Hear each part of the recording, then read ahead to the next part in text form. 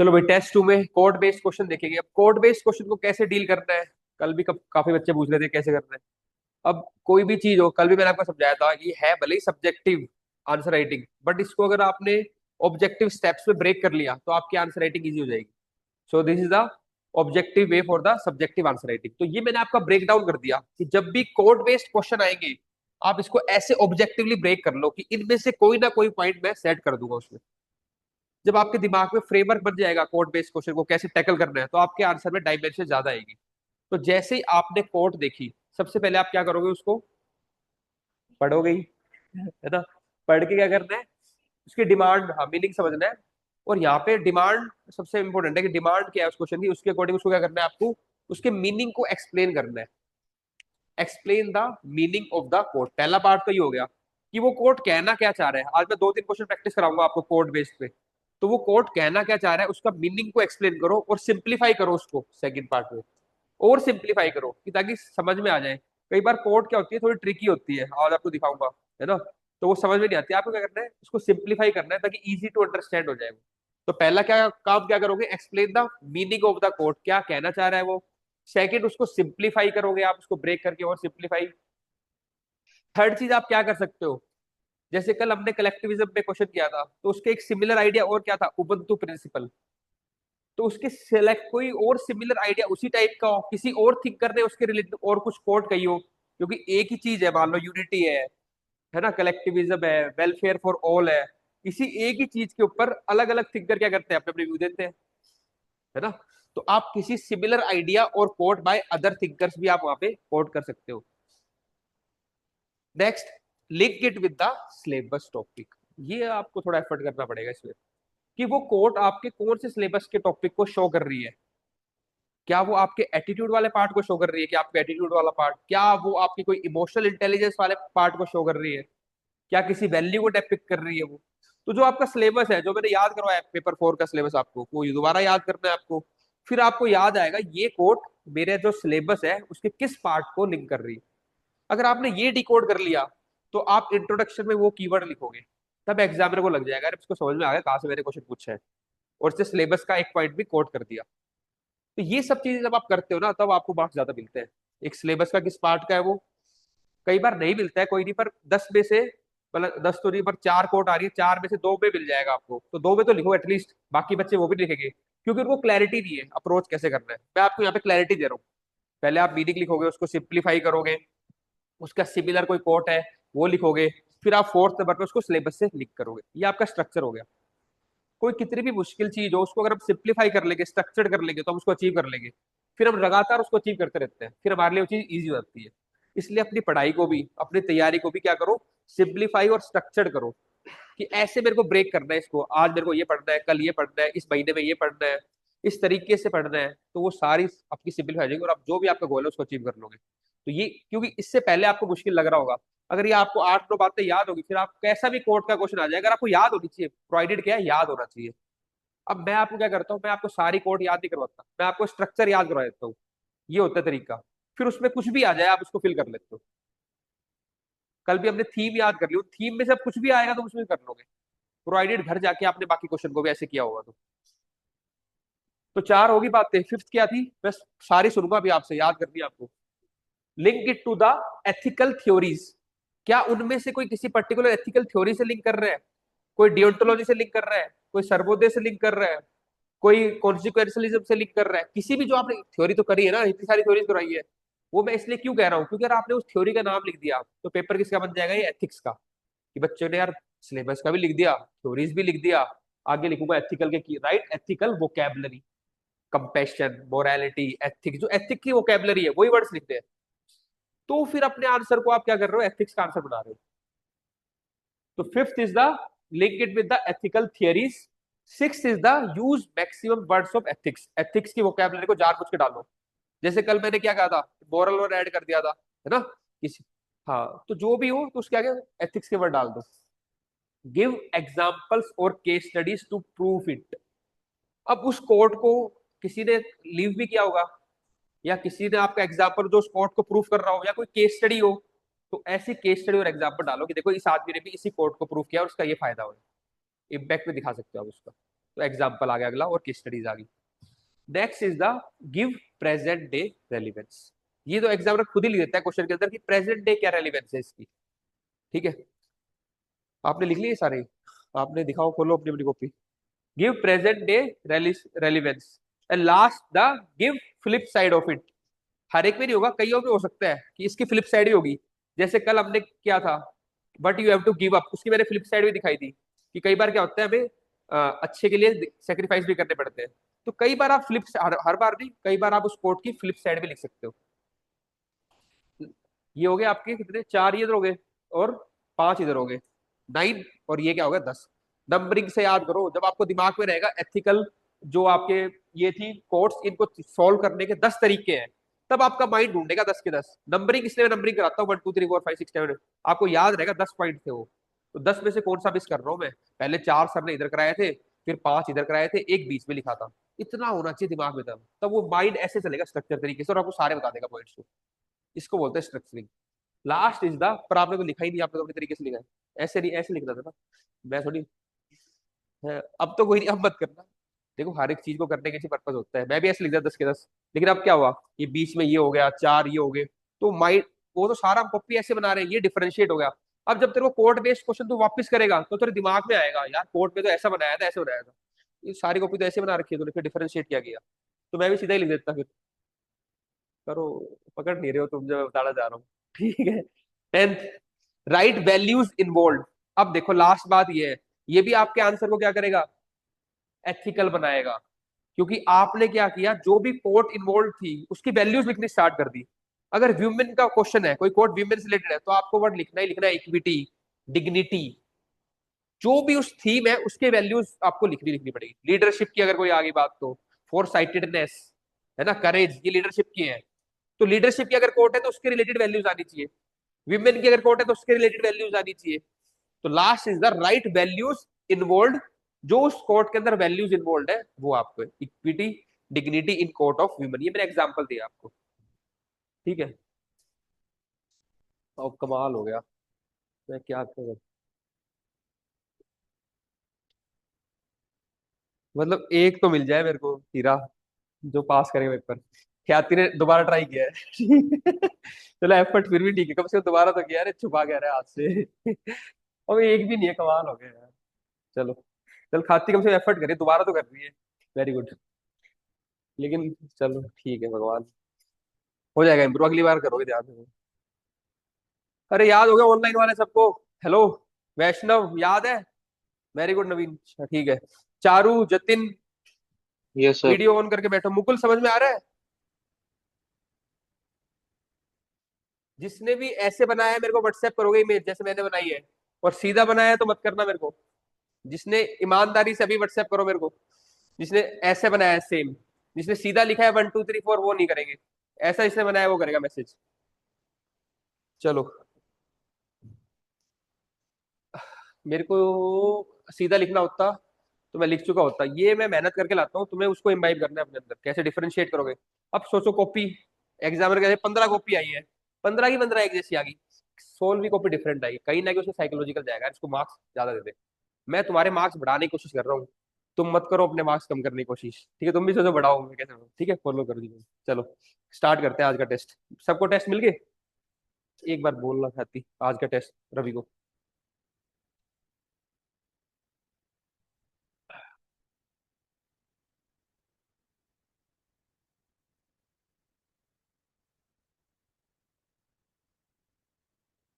चलो अभी आगे test question number 1, test 2 question number 1। अपने चार्ट को अपने दिमाग में रखना है, साथ में नहीं रखना, देखना नहीं, याद ही करना है, ये मत रखो फिर साइड में पढ़ूंगा चार्ट को। 1 मिनट और ले लो, याद कर लो जो 10 वैल्यूज है, देखना नहीं उसको दोबारा। क्योंकि जब आपकी डिपेंडेंस हो जाएगी, देखने में भी देखते रहोगे, दिमाग में करो स्टोर, नोट्स में नहीं होना, सब दिमाग में होना चाहिए।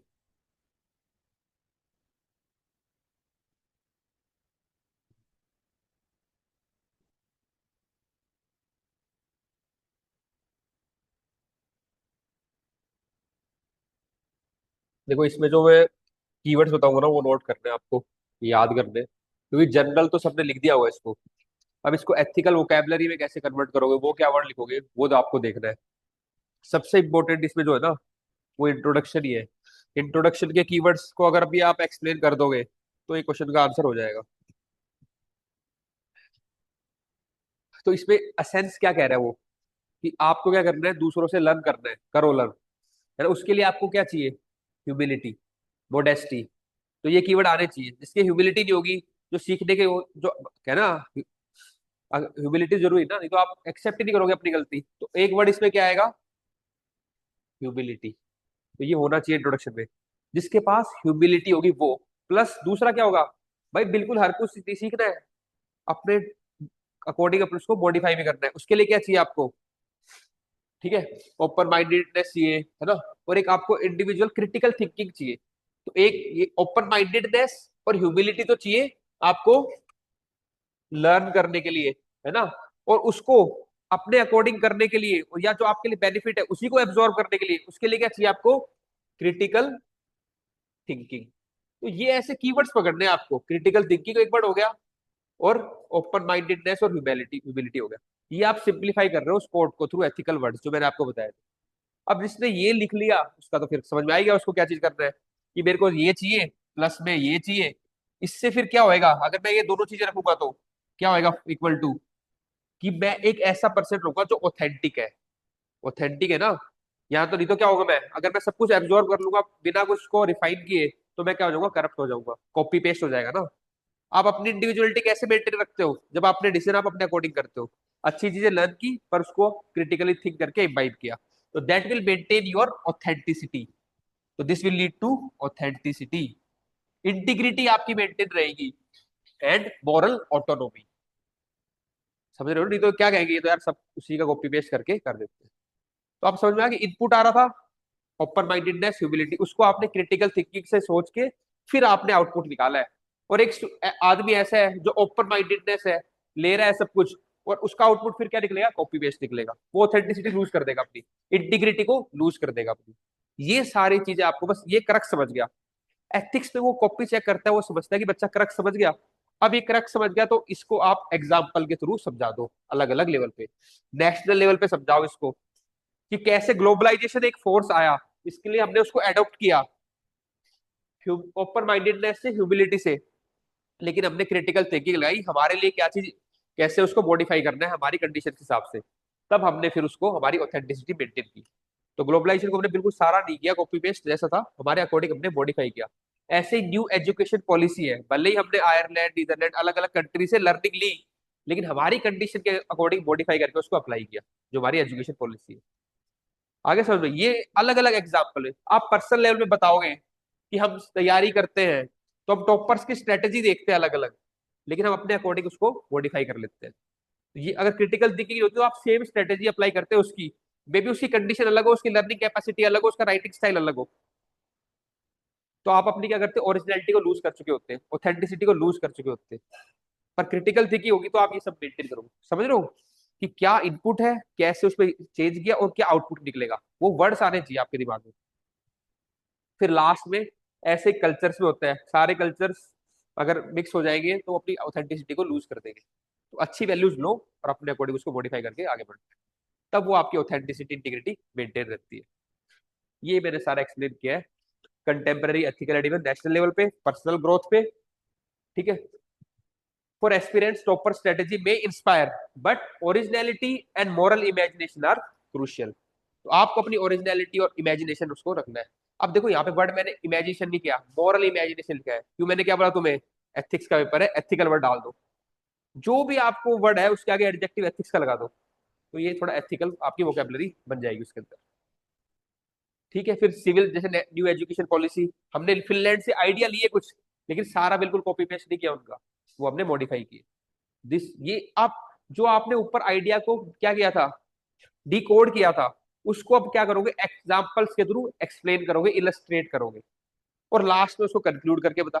एक केस स्टडी भी दे दी, even ISRO absorb global scientific learning but indigenise technology with frugal engineering. हमने अलग अलग जगह से सीखा, लेकिन अपना दिमाग लगा के उसको और सस्ते में बना दिया, फ्रूगल टेक्नोलॉजी को डेवलप कर दिया। ठीक है, the mission success demonstrated innovation with humility, collective integrity and national self reliance, आत्मनिर्भर भारत। मार्स मिशन को हम अप्लाई कर सकते हैं। मार्स मिशन नहीं है, हमने भले ही टेक्नोलॉजी ली बाकी उससे देखा, लेकिन हमने उसको बहुत सस्ते में लॉन्च कर दिया। ये हमारा दिमाग था, इनोवेशन था। तो आपने केस स्टडी में कहा था, केस स्टडी से प्रूफ करो आप इस चीज को, तो आपने केस स्टडी से प्रूफ किया।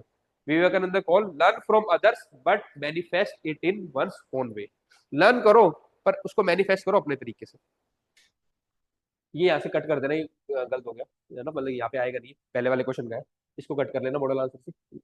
Conclude, Swami Vivekananda wisdom is timeless, borrow the good but remain original. तो एक बट और क्या आ रहा है, ओरिजिनल। घूम फिर के बाद यही कह रहे हैं, borrow the good but remain original. For individuals, policy makers, nation, the path of critical reflection. आगे ना critical reflection, critical thinking, critical, तो वो वर्ड आएंगे कहीं ना कहीं पे। एग्जामिनर भी ढूंढ रहा होगा, यार मैं एग्जामिनर हूं, मेरे को पता है इसका क्रक्स ये है। अब जो जो बच्चा लिखेगा words, openness, open mindedness, critical thinking, है ना, उसके बाद ऑथेंटिसिटी, ओरिजिनल, इंटीग्रिटी, तो आपका धर्म ये यहाँ पे खाली पेज पे 7-8 वर्ड आपको लिख लेने हैं अपने साइड में। अब अगर ऐसा कोई क्वेश्चन आ रहा है तो वो ही वर्ड चिपका के आ जाना आंसर में, और एग्जाम्पल यहाँ से आपको मिल जाएंगे। ठीक है, this will authentic integrate ensure the it become better, we do not lose who we are. ये इंपॉर्टेंट बात है, जो हम है उसको लूज ना करें, we do not lose who we are. ये फिर मैं आपके लिए बता रहा हूँ जो तैयारी कर रहे हैं, आप अपने आप में स्पेशल हो, नो डाउट, इसीलिए हर बैकग्राउंड का बच्चा निकलता है। आप अपनी जो स्टाइल है ना उसको लूज मत करना, कुछ चीजें सीखनी है, अपने आप को बेटर करना है, लेकिन अपना जो पढ़ने का स्टाइल है, अपना जो तरीका है, उस पर वर्क ऑन करो, रादर देन कॉपी करो किसी और की स्ट्रेटेजी को। हर एक के लिए कुछ अलग काम करता है सबके लिए, इसलिए टॉपर्स हर बार अलग स्ट्रेटेजी बताते हैं, लेकिन कुछ बेसिक चीजें उसको तो इम्बाइब करना ही पड़ेगा। ठीक है, अगर मैं ये थोड़ी कहूंगा भाई सफाई से मत लिखो, तो बेसिक है, सफाई से लिखना ही पड़ेगा, है ना, लेकिन उसका एग्जाम्पल आप कुछ और यूज कर सकते हो, आप कुछ और यूज करते हो, तो वो अलग, हर एक के अलग ही होगी, किसी कॉपी पेस्ट नहीं करना। क्या पता आप एग्जामिनर को आपका एग्जाम्पल ज्यादा अच्छा लगे, उसमें अपनी इंडिविजुअलिटी मेंटेन रखो, आप अपने पर्सनल लेवल के एग्जाम्पल दे सकते हो, पर उनकी वर्डिंग्स करेक्ट होनी चाहिए, है ना, ये बेसिक बात है कि वो वर्डिंग्स करेक्टेड हो उसकी, ये नहीं वो कहना कुछ और चाह रहे हो, क्या कुछ और ही दिया आपने, तो वो नहीं होना चाहिए। ठीक है, चलो next question, question number 2। Faith is of no avail in the absence of strength.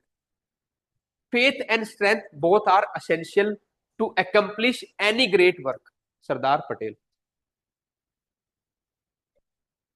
Then Mark Sanders start.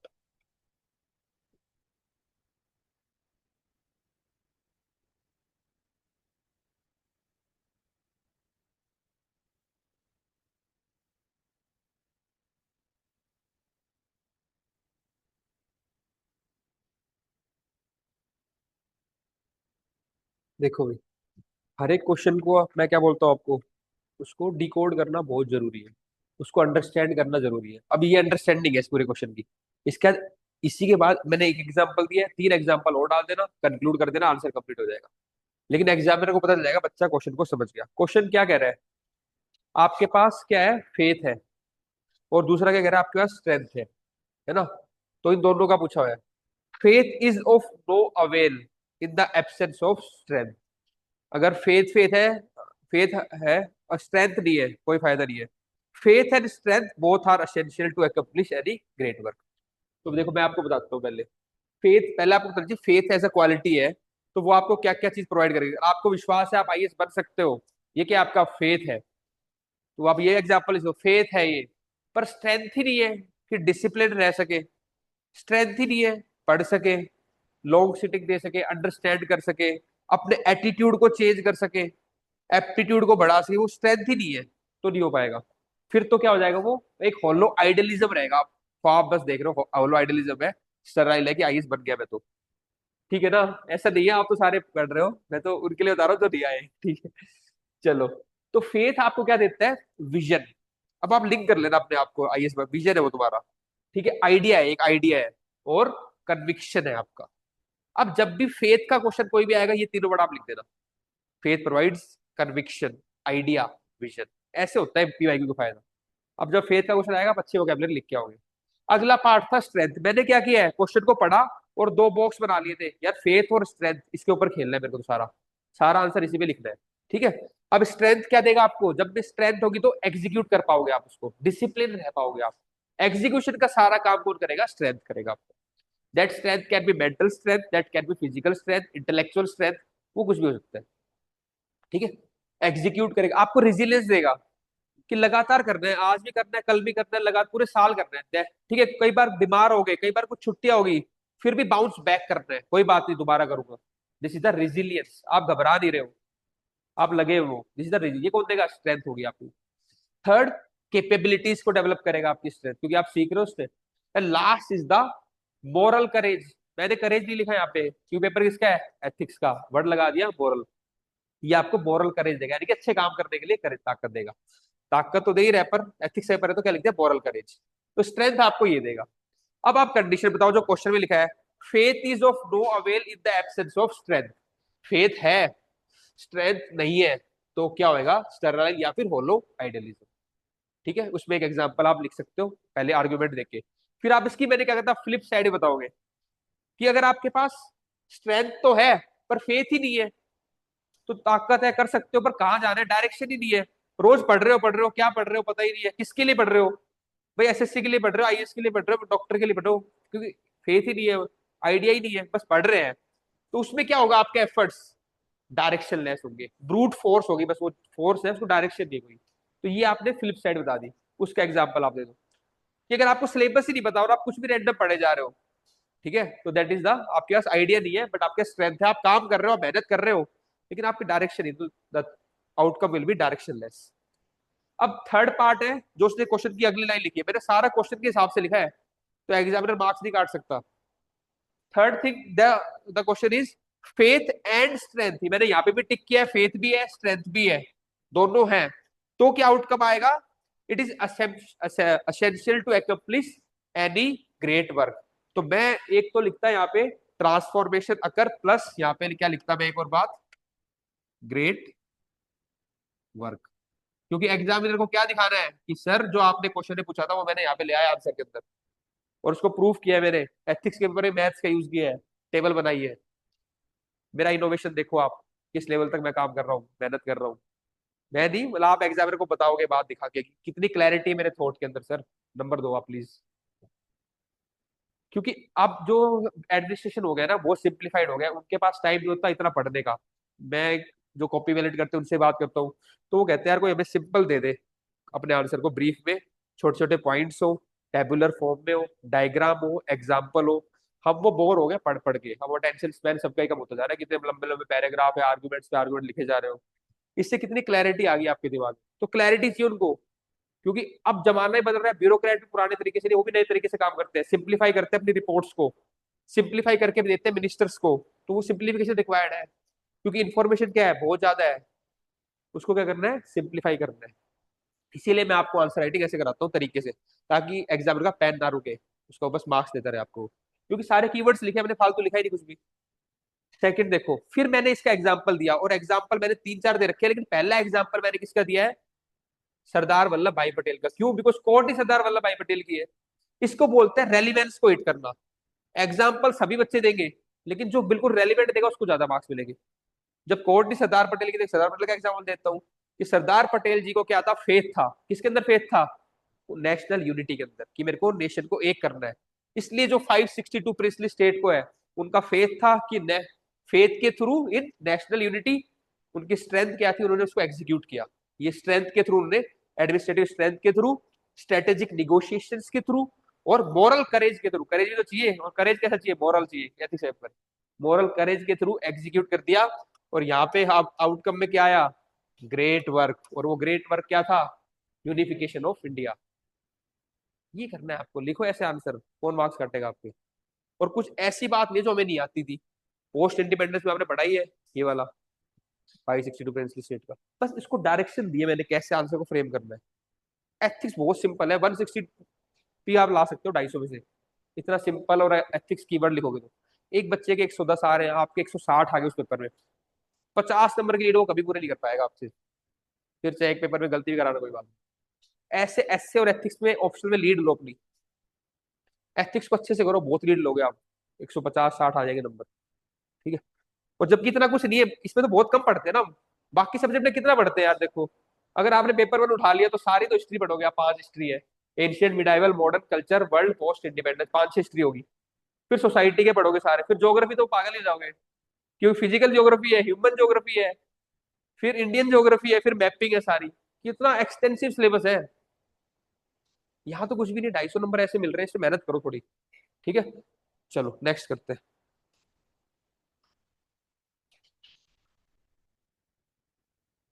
Question first हो गया, सेकंड हो गया। नेक्स्ट हम करेंगे क्वेश्चन नंबर 6 करेंगे। Do not hate anybody because that hatred comes out from you must in the long run come back to you. ये होता ही है सही में। जब भी आप हेट करो आपके पास आ जाएगी, इसलिए हेट मत करो किसी को, कैसे आ ही जाएगी। If you love, that love will come back to you, completing the circle. ठीक है, करो। 10 मार्कर 760।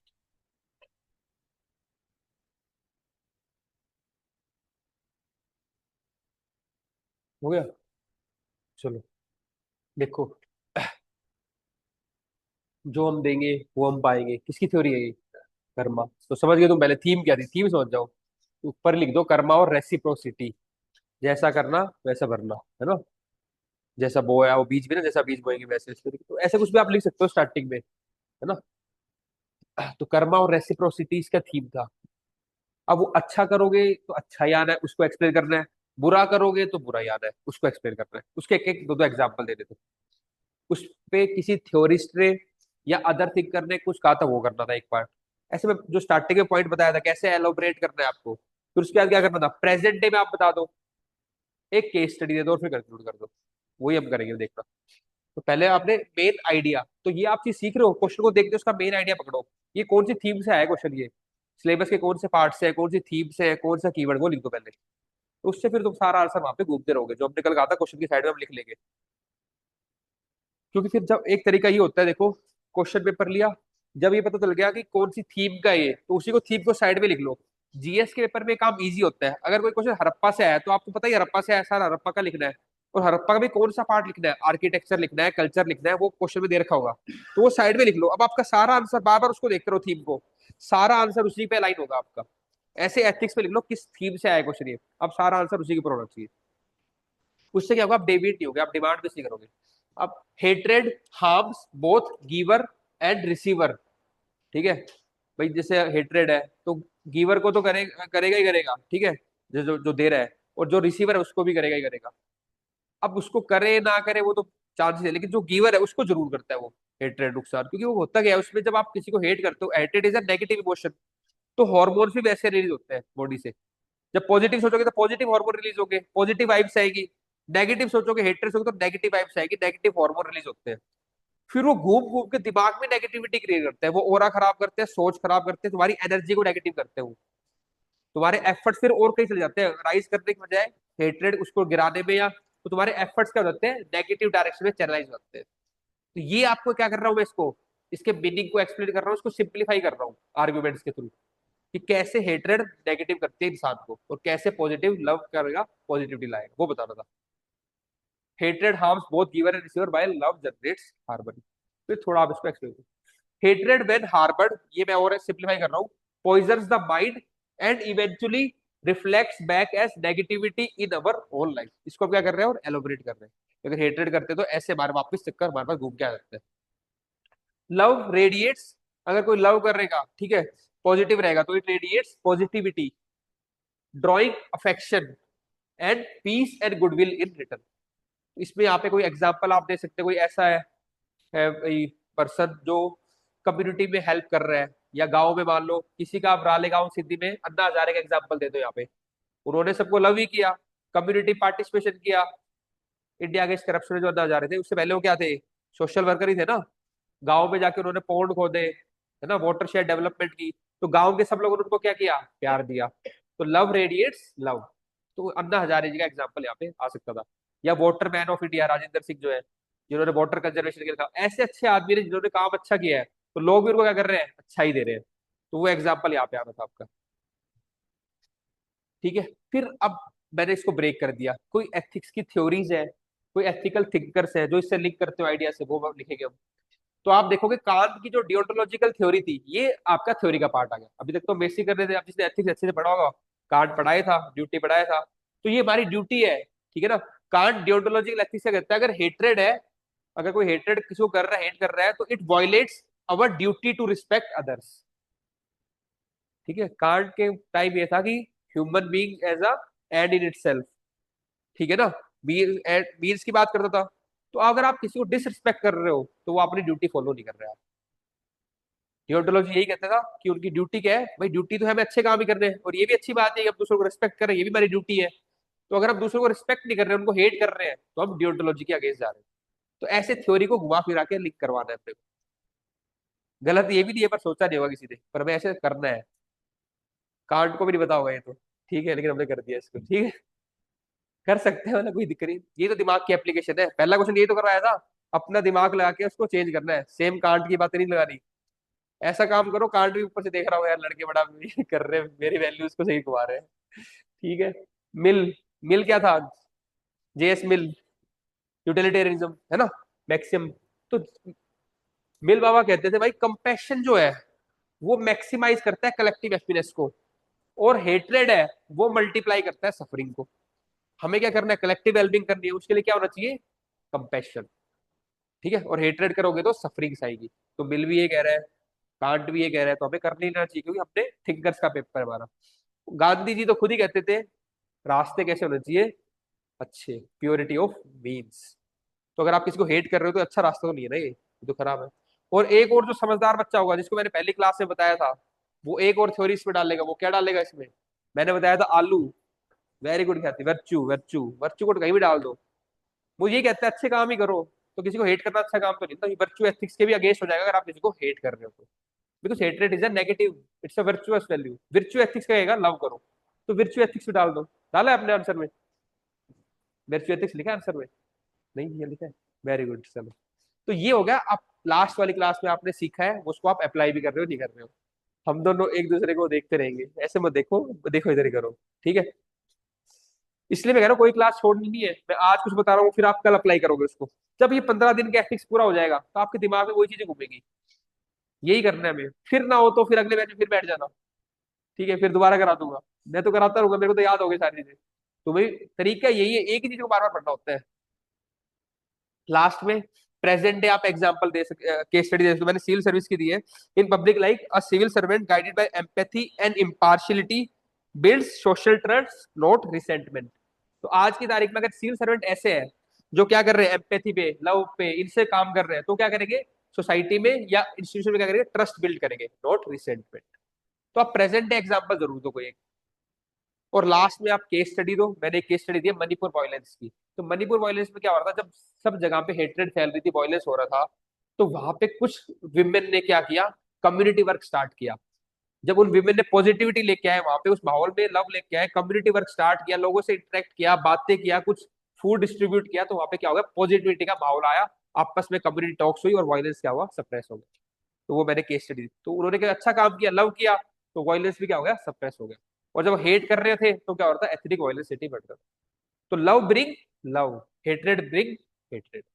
उसी कोर्ट को प्रूव करना है बार बार। ठीक है, सब क्लियर है, इजी है। चलो, ये हो गया।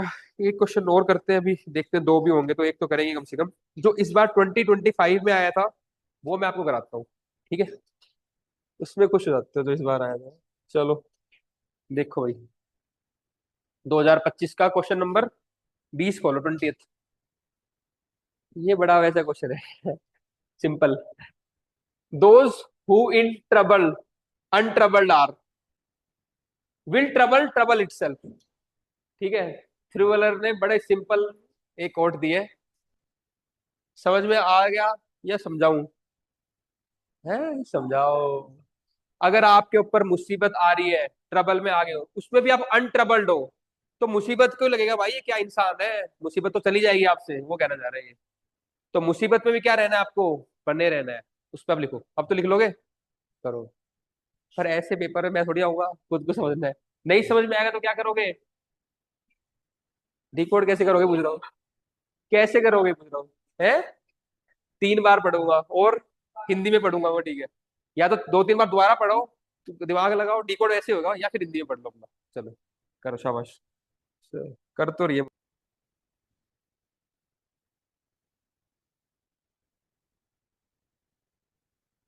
हो गया भाई।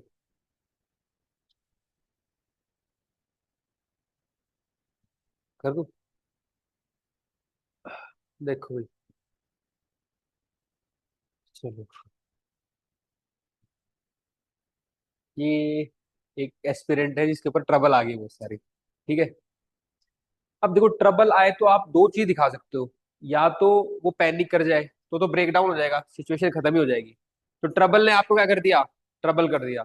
तो फिर तो बात खत्म होगी वहां पे। लेकिन हमें क्या करना है? प्रॉब्लम सॉल्वर बनना है। अब आपने क्या किया? ट्रबल आया। ये क्या? वैष्णव, आपने शायद कुछ चेंज किया है आपका। चलो कोई नहीं। अब देखो, अगर ट्रबल आती है किसी के ऊपर ऊपर, ठीक है, इसके सर पे मैंने ट्रबल गिरा दी, पर फिर भी ये स्माइल कर रही है, क्योंकि ये क्या है? काम है। कोई बात नहीं, आ गई है ट्रबल, देखते हैं। पेशेंट है, उसको बियर कर रही है, परसिवरेंस शो कर रही है, और इक्वानिमिटी। गीता में लिखा हुआ है समभाव। चाहे खुशी हो चाहे दुख हो, भाव कैसा रहना चाहिए? सेम। समभाव, इक्वानिमिटी। ठीक है, तो आपको ये वैल्यूज यहाँ पे लिख दी थी। परसिवरेंस, पेशेंस, काम, इक्वानिमिटी।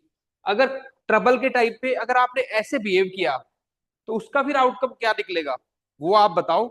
इनमें से हर एक में से एक एग्जाम्पल डाल दो, तो आपका आंसर कंप्लीट हो जाएगा। अगर कोई ऐसा पर्सन है जो ट्रबल के टाइम पे ये क्वालिटी शो कर रहा है, इक्वानिमिटी शो कर रहा है, तो ही इज इमोशनली इंटेलिजेंट। वो समझ रहा है यार, प्रॉब्लम का टाइम मेरे को निकालना है इसको धैर्य से, तरीके से। और उसका माइंड क्या रहेगा? काम रहेगा। तो क्या करेगा? सॉल्यूशन देखेगा, ना कि पैनिक होएगा वो। तो ये कौन से पार्ट से आया सिलेबस के? इमोशनल इंटेलिजेंस की। जो इमोशनल इंटेलिजेंट है वही समझेगा ना, बाकी तो पैनिक कर जाएगा फिर वो। तो वो इमोशनल इंटेलिजेंस होगा, प्रॉब्लम सॉल्वर होगा ये। इसकी क्वालिटी क्या है? Problem solver. अब कोई एग्जांपल आप लिख दो वहां पे प्रॉब्लम सॉल्वर की, इस टाइम पे ऐसी दिक्कत आई डिजास्टर के टाइम या बॉम्ब बॉयलर्स के टाइम, पर वहां के डिस्ट्रिक्ट कलेक्टर बिल्कुल काम रहा। उन्होंने प्रोटेस्टर को ही करने दिया, उनसे उनका पब्लिक में ट्रस्ट कम हो गया प्रोटेस्टर्स का ही, और वो इवेंट क्या होगी? वैनिश होगी। उसने क्या रहा? वो काम रहा। तो यहां से एग्जाम्पल, ये आपकी आर्ग्यूमेंट्स है, इन्हीं को सब्सटैंशिएट करके आप एग्जाम्पल लिखोगे आगे अपनी बॉडी के अंदर। और एग्जामिनर को सारा ही समझ जाएगा कि यार लड़का तो समझ ही गया सारा। जब आप ही को समझ में आ रहा है तो उसको तो समझ में आ ही जाएगा। ठीक है। इमोशनल इंटेलिजेंस शो कर रहा है आपकी, आपको दिखा रहा है कि आप प्रॉब्लम सॉल्वर हो। और क्या दिखा रहा है? इनविंसिबल इन ट्रबल, कि मुसीबत के टाइम पे भी, क्राइसिस के टाइम पे भी आपको कोई हरा नहीं सकता। You are invincible. ये वर्ड्स आ रहे थे। Next, reducing harm and maximising good. जब प्रॉब्लम के टाइम पे, यानी कि ये तो लिखा है ना, those who in the trouble untroubled. अगर ट्रबल के टाइम पे आप अनट्रबल्ड रहे, यहां पे आप लिख सकते हो चाहो तो अनट्रबल्ड, कि आप इसको क्या शो कर रहे हो? आप यहाँ पे क्या हो? अनट्रबल्ड हो। ये सारी अनट्रबल्ड रहने की क्वालिटी है। तो वो क्या कर देगा? ट्रबल को ही ट्रबल कर देगा। मैंने क्वेश्चन को डायग्राम में दिखा दिया सारा। एग्जामिनर खुश होके गुलाबती लगाएगा, यार क्या कर दिया इसने, क्योंकि हमने कुछ किया ही नहीं, सारा एग्जामिनर उठा के एक ही चार्ट में एक्सप्लेन कर दिया। रिड्यूसिंग द हार्म, क्योंकि जब पैनिक आता है और उस टाइम पे आप काम हो, तो आपने क्या किया? जो और नुकसान हो सकता था उससे, उसको रोक दिया। Reducing the harm. और मैक्सिमम चीज का क्या किया? Maximising the good. ये वर्ड्स आते थे आपके। Next, trust building. अब ट्रस्ट बन जाएगा इस चीज में, ये ऑफिसर है, इसने इतनी बड़ी सिचुएशन को भी संभाल लिया, तो ये हमारे साथ खड़ा है। ये इसके एग्जाम्पल आप दोगे अलग अलग लेवल पे। फैमिली लेवल पे देखो, अगर आपके घर में कोई ट्रबल आया और आपके फादर या मदर ने उसको संभाल लिया, तो आपको ट्रस्ट बिल्ड होएगा ना। तुम तो कॉन्फिडेंट ही रहोगे कि यार कोई भी दिक्कत हो खड़ा है। क्या किसी का भाई है कि भाई खड़ा है। ये क्या होता है? Trust building. बुरे टाइम पे भी वो क्या रहा? अनशेक्ड रहा, अनट्रबल्ड रहा। तो आपका क्या बनेगा उसमें? ट्रस्ट। इसको दो तीन एग्जांपल डाल दो एक डायग्राम बना के, इंडिविजुअल लेवल पे, इंस्टीट्यूशनल लेवल पे, नेशनल लेवल पे, डिप्लोमेटिक लेवल पे। बुरे टाइम पे भी अगर किसी कंट्री ने तुम्हारा साथ दिया है, तो आपका उसका क्या बनेगा? ट्रस्ट। तो कहीं से कर लो एग्जाम्पल। अगर आपके ये फंडे क्लियर है ना, एग्जाम्पल तो आप लिख ही दोगे, एग्जाम्पल तो कोई दिक्कत नहीं आएगी। ये क्लियर होना चाहिए, क्लैरिटी। तो इसमें से हर एक में लिख सकते हो ट्रस्ट बिल्डिंग का तुम। ठीक है। आप पे किसी कंट्री ने अटैक किया, कंट्री पे आप या तो आप पैनिक करके हो गया, आप अनशेक्ड रहे, आपने क्या किया? उसको वापस रिटेलिएट किया, है ना। तो कंट्री वालों में भी आपका ट्रस्ट बना कि हमारी, किसी ने आपको उस टाइम पे सपोर्ट किया, तो आपका उसका भी ट्रस्ट बना कि बुरे टाइम पे भी साथ होता है, और आपने उस ट्रबल को पार कर लिया। और ये बात आप उसको कंक्लूड भी कर सकते हो लास्ट में, ये मेरे को अभी याद आई है दिमाग में, कि जब आप ऐसे ट्रबल सिचुएशन में अनट्रबल रहते हो तो यू बिकम स्ट्रोंगर, क्यों अगली बार ये प्रॉब्लम आपको कुछ नहीं कर सकती फिर आपका। तो जब आप प्रॉब्लम में अनट्रबल रहते हो, ट्रबल में अनट्रबल रहते हो, आप ट्रबल को तो ट्रबल करते ही हो, and overall your personality, individual, your institution, your country become stronger. तो वो एक स्ट्रोंगर बनती है। ये आप कंक्लूजन में आपको लिखना था इसमें। ये मैंने मॉडल आंसर नहीं दिया, ये मेरे को अभी आया दिमाग में। तो इसलिए अगर आप दिमाग से पूरा इन्वॉल्व रहोगे अपने आंसर में तो आपके और आंसर बेटर होते जाएंगे। आपको इन्वॉल्व हो, कोई बहुत बड़ी बात नहीं है, पर सोचा उस डायरेक्शन में यार, इससे फायदा क्या होगा, इससे फायदा यही होगा, ये सब होगा। और आप सेवंथ में यहाँ पे लिख सकते हो, यू बिकम मोर स्ट्रोंगर। तो जो भी इंडिविजुअल है और शी बिकम मोर स्ट्रोंगर, या लिख लो मोर स्ट्रेंथ, और स्ट्रेंथ आएगी।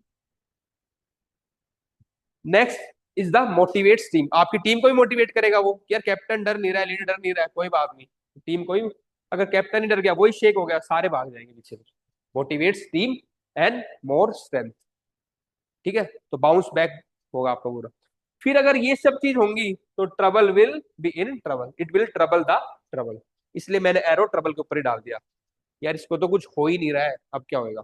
और यहाँ पे तुम एग्जाम्पल दोगे गांधी जी का, एग्जैक्टली ऐसा ही हुआ था जब गांधी जी लगातार नॉन पीसफुल, सॉरी पीसफुल तरीके से, नॉन वायलेंट तरीके से प्रोटेस्ट करते जा रहे थे, द ब्रिटिश वर फ्रस्ट्रेटेड। फिर उन्होंने रिप्रेशन स्टार्ट किया, और फिर पब्लिक का ट्रस्ट गांधी जी में और स्ट्रेंथन हो गया, और ब्रिटिश के खिलाफ हो गए वो लोग। तो Gandhi ji because he was untroubled in the trouble situation. तो गांधी जी को लिंक करो यहाँ पे कि कैसे वो अनशेक रहे, तो उससे क्या हुआ, फ्रस्ट्रेशन किसको आई, ब्रिटिशर्स को। ट्रबल वाला क्या हो गया, ट्रबल में आ गया। सीधा लिंक कर रहा है एग्जाम्पल गांधी जी वाला, नॉन वायलेंस के टाइम पे जब वो एक जो उनका एक थप्पड़ मार के दूसरा दोबारा फेस करने वाला, तो अब सामने वाला क्या सोचे, वो खुद ट्रबल में आ गया। ये ब्रिटिशर के साथ हुआ था रियलिटी में। ऐसे एग्जाम्पल आपको देना, आ रहा है मजा एथिक्स पढ़ने में। ठीक है, ठीक है, आज इतना ही करते हैं, है ना। सीख रहे हो तुम, अच्छी बात है। बाकी टेस्ट 3 कल करेंगे।